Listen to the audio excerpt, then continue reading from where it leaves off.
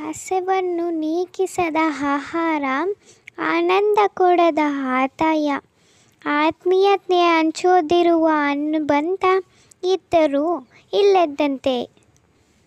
ಕೋಪ ಎನ್ನುವುದು ಮನಸ್ಸಲ್ಲಿ ಅಲ್ಲ, ಮಾತುಗಳಲ್ಲಿ ಇರಬೇಕು. ಪ್ರೇಮ ಎನ್ನುವುದು ಮಾತುಗಳೇ ಮಾತ್ರವೇ ಅಲ್ಲ, ಮನಸ್ಸನ್ನು ನೀಡಬೇಕು. ಬಾಂಧವ್ಯಗಳನ್ನು ಬಿಡಿಸುವ ಶಕ್ತಿ ಕೋಪಕ್ಕೆ ಇದ್ದರೆ, ಬಾಂಧವ್ಯಗಳನ್ನು ಕೂಡಿಸುವ ಶಕ್ತಿ ಒಂದು ಕಿರುನಗೆಗೆ ಮಾತ್ರ ಇರುತ್ತದೆ. ಅದಕ್ಕೆ ಯಾವಾಗಲೂ ನಗುತ್ತಾ ಇರಿ. ಕೆಲವರೊಂದಿಗೆ ಮಾತನಾಡಿದರೆ ಮನಸ್ಸಿಗೆ ಸಂತೋಷವಾಗುತ್ತದೆ. ಅದೇ ಕೆಲವರೊಂದಿಗೆ ಮಾತನಾಡದೇ ಇದ್ದರೇನೇ ಮನಸ್ಸು ಪ್ರಶಾಂತವಾಗಿರುತ್ತದೆ. ಪ್ರತಿಯೊಂದಕ್ಕೂ ತೀವ್ರವಾಗಿ ಯೋಚಿಸಿ ಸಾಧಿಸುವುದು ಏನೂ ಇಲ್ಲ.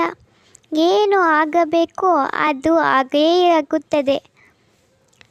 ಯೋಚಿಸುವುದರಿಂದ ಆಗುವುದನ್ನು ಬದಲಾಯಿಸಲು ಸಾಧ್ಯವೇ ಇಲ್ಲ.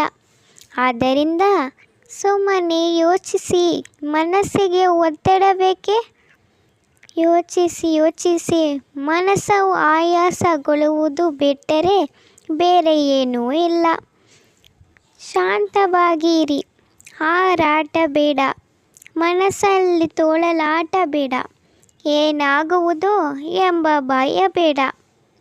ಮನಸ್ಸನ್ನು ಸುಮ್ಮನೆ ಇರಲು ಹೇಳುತ್ತಲೇ ಇರಿ.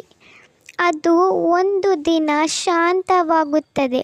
ಆ ಪ್ರಶಾಂತತೆಯನ್ನು ಅನುಭವಿಸಿ, ಅದನ್ನು ಅಭ್ಯಾಸ ಮಾಡಿಕೊಳ್ಳಿ. ಆಗ ಜೀವನ ಸುಂದರವಾಗಿರುತ್ತದೆ. ಮಿತವಾದ ಮಾತು ಯಾವತ್ತೂ ಯಾವ ರೀತಿಯ ಸಮಸ್ಯೆಗೆ ದಾರಿಯಾಗುವುದಿಲ್ಲ. ಜೀವನದಲ್ಲಿ ಮಾತುಗಳನ್ನು ಮಿತವಾಗಿ ಬಳಸಿ. ಫಲಿತಾಂಶಕ್ಕಿಂತ ಮೊದಲು ಮಾಡುವ ಕೆಲಸದ ಮೇಲೆ ದೃಷ್ಟಿ ಇಟ್ಟರೆ ಯಶಸ್ಸನ್ನು ಸಾಧ್ಯವಾದಷ್ಟು ಬೇಗ ಸಾಧಿಸಬಲ್ಲರು. ಮಾಡುವ ಕೆಲಸದಲ್ಲಿ ಆನಂದವನ್ನು ಹೊಂದಿದರೆ ಯಶಸ್ಸು ತನ್ನಷ್ಟಕ್ಕೆ ತಾನೇ ಲಭಿಸುತ್ತದೆ. ಸಂಕಷ್ಟದಿಂದ ಬೆಳೆದವನಿಗೆ ಆತ್ಮವಿಶ್ವಾಸವಿರುತ್ತದೆ ಹೊರತು ಅಹಂಕಾರವಿರುವುದಿಲ್ಲ. ನಿನ್ನ ಶಕ್ತಿಯನ್ನು ನೀನು ನಂಬಿಕೋ. ಕಷ್ಟಪಡು. ಯಶಸ್ಸಿಗೋಸ್ಕರ ಶ್ರಮಿಸು. ಗೆಲ್ಲುವವರೆಗೂ ಶ್ರಮಿಸುತ್ತಲೇ ಇರು. ಹಸಿವಾದಾಗ ದೊರೆಯದ ಅನ್ನ, ಆಯಾಸಗೊಂಡಾಗ ದೊರೆಯದಿರುವ ನೆರಳು, ದುಃಖದಲ್ಲಿ ಇದ್ದಾಗ ಬಾರದಿರುವ ಬಾಂಧವ್ಯ, ಕಷ್ಟದಲ್ಲಿ ಇದ್ದಾಗ ಜೊತೆ ಇರದ ಸ್ನೇಹ, ಹಾಗೆ ಮರಳದ ನಂತರ ತೋರಿಸುವ ಪ್ರೇಮ ಎಲ್ಲವೂ ವ್ಯಕ್ತವೇ. ಧೈರ್ಯದಿಂದ ಇರಿ, ಶಾಂತಿಯಿಂದ ಇರಿ, ಸಮಾಧಾನದಿಂದ ಇರಿ.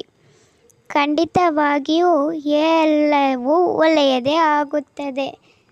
ಧನ್ಯವಾದಗಳು. ಜೈ ಶ್ರೀ ಕೃಷ್ಣ.